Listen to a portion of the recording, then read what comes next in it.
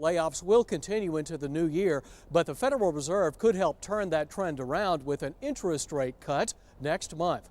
Bob Beard, CNN Financial News, Washington.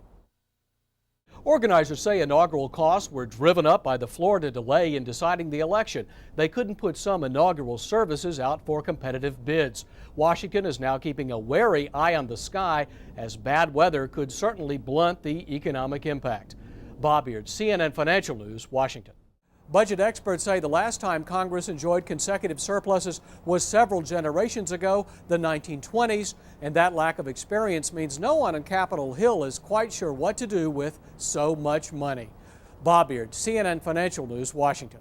Bob Beard joins us now live from Washington with more on our top story. Bob? Yes, good morning, Scott and Kelly. The fog is beginning to lift here at Arlington. It's promising to be a beautiful spring day.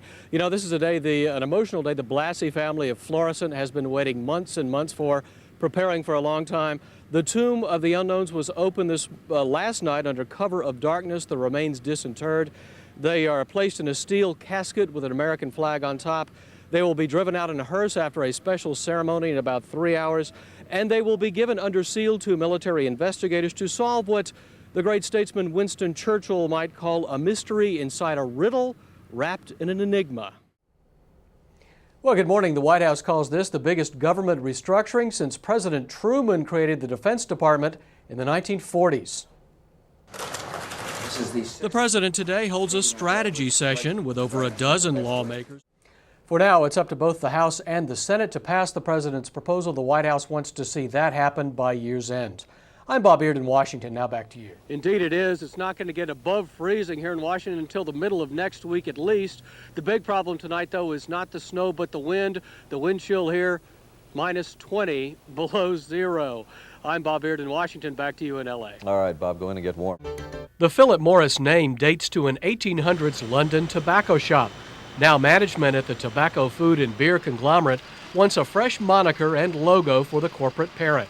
Altria Group, from the Latin altus, meaning to reach higher. The idea?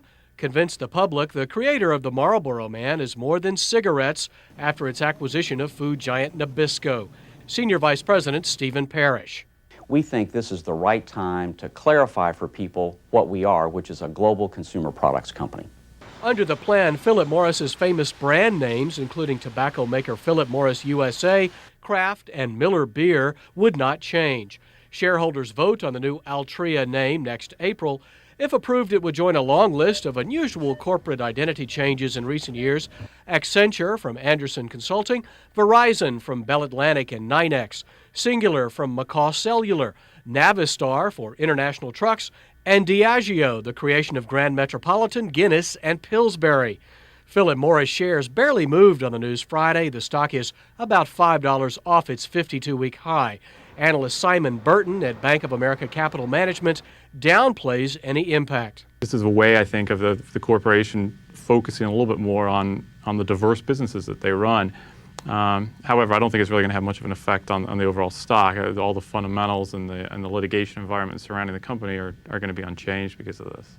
Philip Morris says the name change is not a prelude to any spin-off of its tobacco, beer, or food businesses. No decision yet on what to do with its famous Wall Street symbol, MO, if the new name sticks with shareholders. I'm Bob Beard for Reuters.